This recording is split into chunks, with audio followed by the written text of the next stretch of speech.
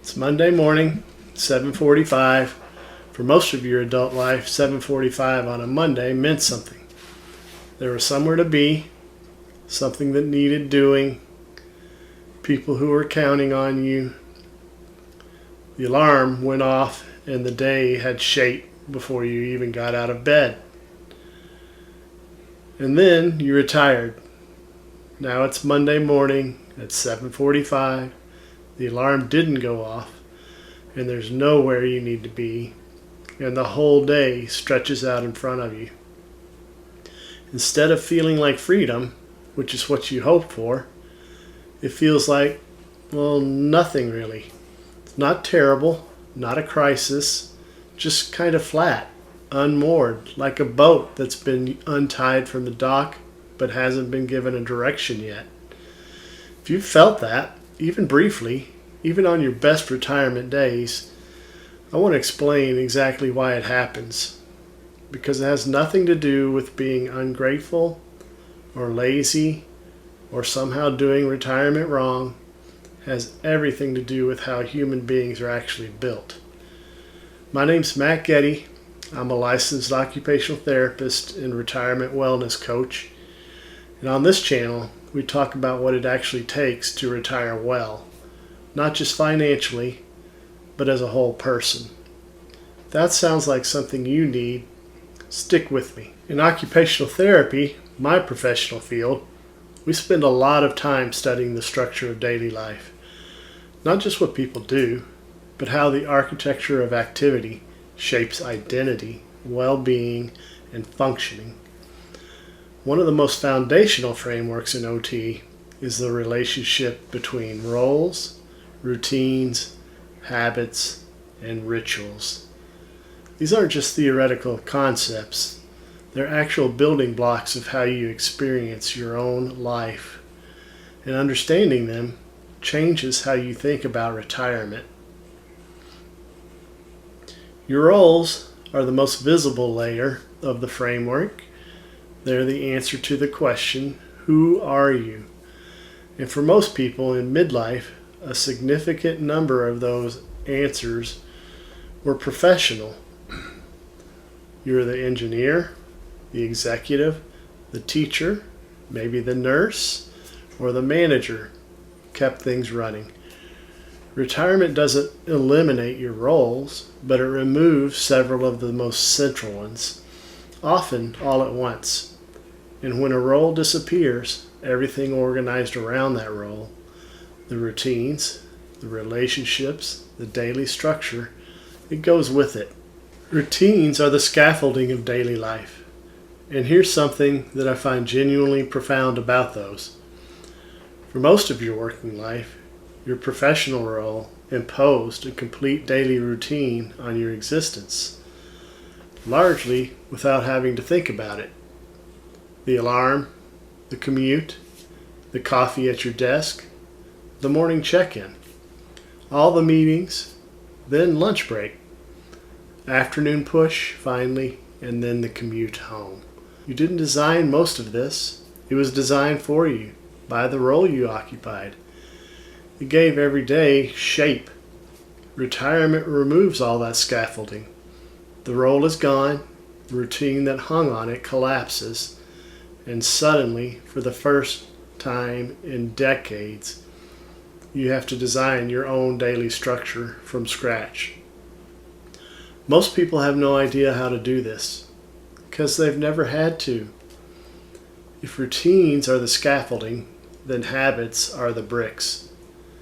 They're the small automatic behaviors that execute within your routines without conscious thought. You're not even really aware of them. Research by Duke University found that roughly 40% of the actions people take in a given day aren't decisions at all. They're habits. They're running on autopilot. That cup of coffee at exactly the same time. The route you always took to work. The way you organized your morning. The people you talked to first. These weren't really choices anymore. They're automatic. They're habits.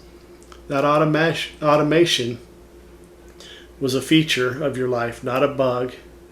if you freed your cognitive resources for things that actually required your attention. In retirement, those automatic patterns get disrupted. Those cues that triggered your work habits are gone. And the brain, which runs on pattern recognition, suddenly has very few familiar patterns to look for. That's disorienting at a level that's almost physical.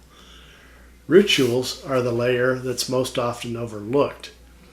They're the habits and routines that carry emotional or symbolic weight beyond their practical functions. Think about the rituals of your working life. Maybe the Friday happy hour with colleagues, the way you mark the end of a big project, the annual performance review that, for all its discomfort, told you where you stood. The retirement party itself. These weren't just events. They were psychological anchors. They marked time, reinforced identity, connected you to community. Retirement often removes most of these all at once. And the absence of rituals is something people feel even when they can't name it. Charles Duhigg, in his landmark book, The Power of Habit, describes the neurological structure that underlies every habit. He calls it the habit loop. It has three components: cue, routine, and reward. Cue is the trigger that starts the behavior, maybe a time of day, a place, an emotion, or maybe other people. The routine is the behavior itself, the thing that you do automatically in response to the cue. And then this is all reinforced by the reward, maybe salary, high fives, social engagement. This is what we typically call the habit, what the brain gets from completing the behavior, the feeling that reinforces the loop and makes it automatic over time. The brain learns to run this loop automatically when it recognizes the cue. No conscious decision is required. The cue appears and the routine just executes. Here's what this means for retirement. Most of your professional habits were anchored to cues that no longer exist. They're left with the job. The cue that triggered your morning productivity was arriving at your workplace. It's gone. The cue that triggered your collegial check-in habit was seeing your colleagues. It's gone. The cue that triggered your focused, purposeful work mode was the specific environment, the specific time, the pressure, the social context of your professional role. All of these are gone. The habits themselves, the capacity for focus, contribution, purposeful action, they're not really gone, but the cues are, so they don't get activated. Those have been removed. And without those cues, the loops really just don't run. The brain waits for a trigger that never really comes. This is a large part of why that Monday morning blankness feels so disorienting. Your brain has decades of learned patterns for productivity, purposeful engagement, but the cues that launch those patterns are no longer there. And the brain, in the absence of familiar cues, defaults to low engagement, which feels exactly like the flatness I've described at the beginning. The good news, and this is really good news, is that the same loop that maintained your old habits can build new ones. If you understand how the mechanism works, you can design for it rather than fighting it. James Clear in Atomic Habits makes a distinction that I think is one of the most useful insights in all of behavioral science for understanding this retirement transition. He argues there are two ways to approach building a habit. The first is outcomes-based. You focus on what you want to achieve. For example, I want to exercise more. I want to be more productive. I want to find more meaning in my life. The problem with outcome-based habit building is that the motivation is external to your identity. And external motivation is fragile. It waits on the external cues. The second approach is identity-based. You focus on who you want to become, not I want to exercise more, but I am a person who moves their body every day. Not I want to contribute more, but I am a person who shows up, adds value to the people around me. Every action here you take is a vote for the identity you're building. This is where habit science and the identity work of retirement converge. The retirement transition isn't about building new habits. It's about building a new identity. But the habits you build are the votes that you cast for who you're becoming. Think about what this means practically. If you're trying to rebuild a sense of occupational purpose in your life in retirement, the question isn't, what should I do? The question is, who do I want to be? And then, what habits would that person have? What routines would they keep? What roles would they occupy? The OT practice framework and the J's clear are pointing at the same thing from different directions. Roles shape habits. Habits reinforce identity. Identity determines roles. It's a system, and you can enter it from any point and start changing the whole thing. There's one more concept from OT that I want to introduce to you here, because I think it's the most practical tool for retirement wellness that most people really have never encountered. It's called occupational balance, and it's the idea that a well-functioning life has a healthy distribution across various categories of meaningful activity. Things like rest, sleep, self-care, productivity, contribution, leisure, and play. When these categories are in reasonable balance, of course, not perfect balance, so no such thing really exists, but when they're getting close, you're getting adequate rest, taking care of your physical, emotional health, and you're engaging in meaningful, productive activities, having genuine leisure, you feel like yourself. Again, not perfectly, but fundamentally intact. Here's what retirement does to that balance almost immediately. The productivity and contribution quadrant or areas, which work was filling entirely, it drops to near zero. Most people try to compensate by filling that space with leisure, maybe more travel, golf, TV, whatever they've been looking forward to. And for a while that works. This honeymoon phase is real. But leisure isn't a substitute for contribution. They're different psychological categories. You can have more leisure than you've ever had and still feel the absence of meaningful, productive activity. Because the human need to contribute isn't satisfied by more of something else, golf or TV. It's only satisfied by itself. This is one of the most important insights in all of retirement wellness research. Busyness is not really the answer. Balance is, and balance requires deliberately rebuilding the productivity and contribution quadrant, not by going back to work, but by finding the meaningful occupations that replace that work. There's one more layer to all of this, and it comes from something called the blue zones. Dan Buettner's study of communities around the world where people live the longest and the healthiest. One of the most consistent findings across all of this blue zone, places like Okinawa, Sardinia, Costa Rica, Loma Linda, Greece, was that people living long, purposeful lives weren't doing it primarily through willpower. They weren't consciously choosing to exercise every day, or eat well, or stay connected.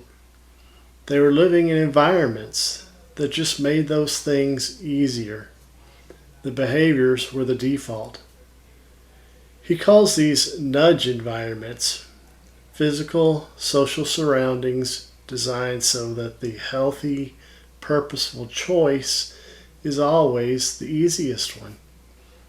The vegetables are there, they're in front of you. The walk to the mark is built into the daily routine. The social engagement happens automatically because it's woven into the community's structure. For retirement, this is a powerful design principle. Instead of asking yourself, how do I motivate myself to build new habits? You're going to ask, how do I design my environment so that the right behaviors are pretty automatic? Where is your space for meaningful work? Is it set up in a way that invites engagement? Who are the people in your life? Their presence makes purposeful activity much easier. What structures have you joined? For example, classes, groups, commitments that put you in the environments where the habits you want already really run on their own. Your environment is either working for you or against you. You get to choose which way it goes. So, what does deliberate rebuilding actually look like? Here are 4 starting points grounded in everything we've been discussing. 1. Start with roles, not tasks. Don't begin by asking, what should you do in retirement? Begin by asking who you want to be. What roles do you want to occupy in this chapter of life? Would it be mentor, creator, community leader, volunteer, maybe grandparent? Be specific and intentional in what you choose. Maybe a learner, a connector. Name the roles first. The routines and habits that support those will follow. 2. Design anchor habits, not full schedules. You don't need to plan every hour of every day. You need 2, 3, 4 anchor habits that give you daily structure and signal to your brain that purposeful engagement is beginning. A consistent morning routine, for example, a weekly commitment that you show up for regardless of how you feel. A regular social engagement that's in the calendar. These anchors create the cues that activate your broader capacity for engagement. Number 3, vote for the identity you want every day. James Clear's insights is the practical tool here. Every day, make at least one small choice that is consistent with the person you're wanting to become. Not the person you were in your career or in your job, the person you want to be in this chapter of life.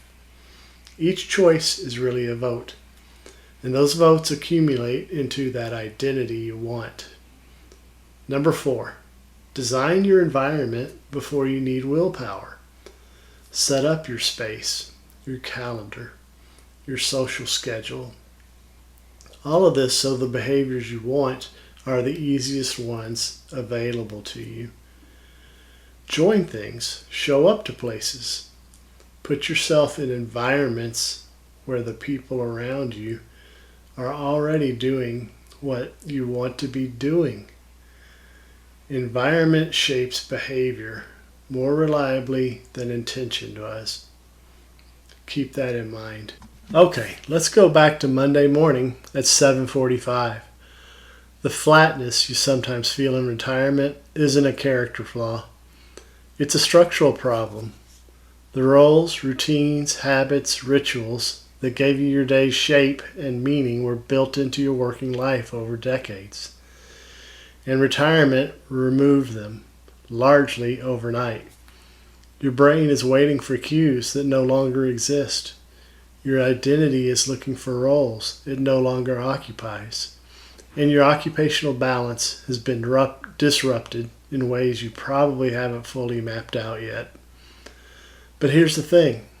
Everything I've described today is buildable, designable, not by finding the perfect hobby or the right travel destination, but by doing the intentional work of naming who you want to be, building that into the habits that support that identity, and designing an environment so important that makes the right behaviors easy, automatic, The Monday morning at 7:45 that you want is possible. It just requires architecture. Leave me a comment below with this. What's one role from your working life that you miss the most? And what role, if you could design it, would you want to step into in retirement? I'd love to know. Take the Change 8 Quick Check Challenge to get yourself started. Subscribe for new videos every week. And I'll see you in the next one.